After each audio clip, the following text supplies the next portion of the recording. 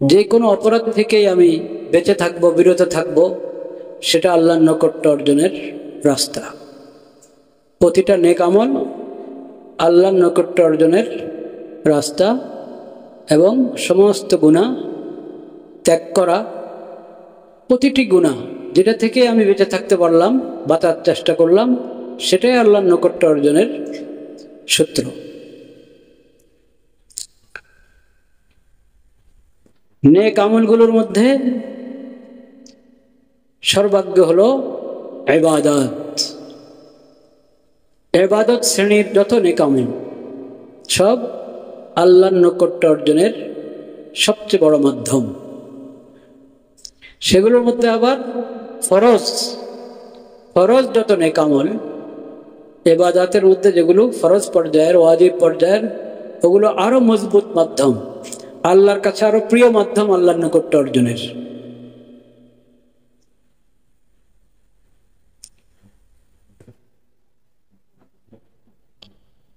সেই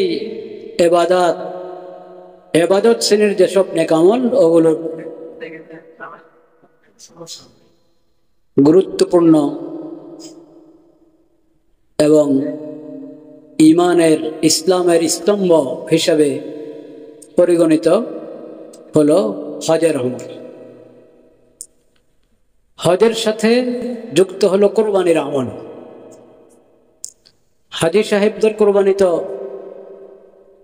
মিনা, মক্কাতে হয়, কিন্তু আল্লাহ রাব্বুল আলামিন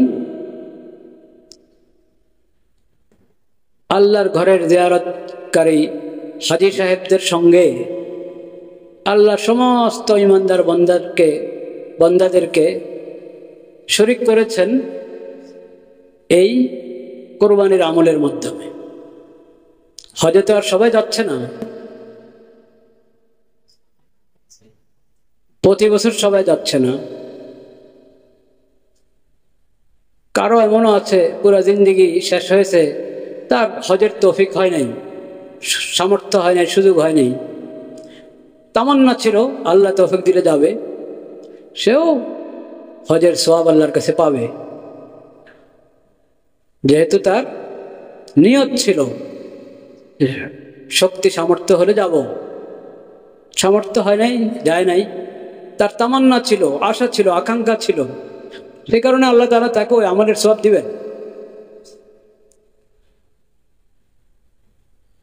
যাই হোক, তো যাদের হজের তৌফিক হয়েছে তারা তো আর প্রতি বছর যাচ্ছেন না। সামনে যাদের তৌফিক হবে তারাও প্রতি বছর যাচ্ছেন না।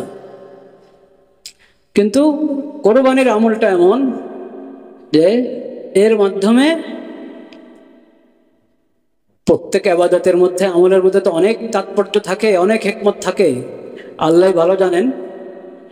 একটা তাৎপর্য, একটা হিকমা কোরবানির আমলের মধ্যে এটাও হতে পারে যে আল্লাহ রাব্বুল আলামিনের মাধ্যমে আল্লাহ সব ঈমানদার বান্দাদেরকে হাজী সাহেবদের সঙ্গে শরীক করে নিলেন।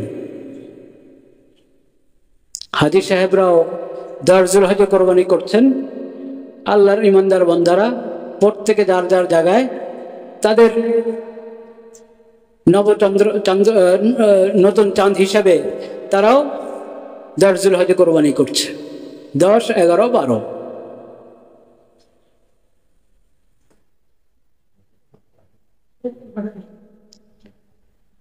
কোরবানির আমলের গুরুত্ব কোরবানির নাম থেকেই বোঝা যাচ্ছে।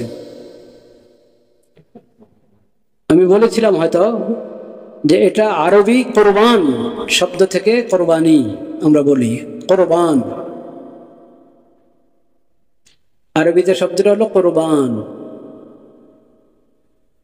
ফার্সিতে, উর্দুতে, বাংলায় আমরা বলি কোরবানি। এরপরে আবার ফার্সি, উর্দু এবং বাংলায় কোরবানি শব্দের ভিন্ন আরেকটা অর্থ আছে, সেটা হলো ত্যাগ। ত্যাগ তিতিক্ষার অর্থ কোরবানি শব্দ ব্যবহার হয়। কিন্তু 10 জিলহজের যে কোরবানির আমল আল্লাহর নৈকট্য অর্জনের জন্য, আল্লাহকে খুশি করার জন্য, আল্লাহর দেওয়া রিজিক, হালাল পশু নির্ধারিত, সব হালাল পশু না, হরিণ দিয়ে কোরবানি করলে কোরবানি হবে না।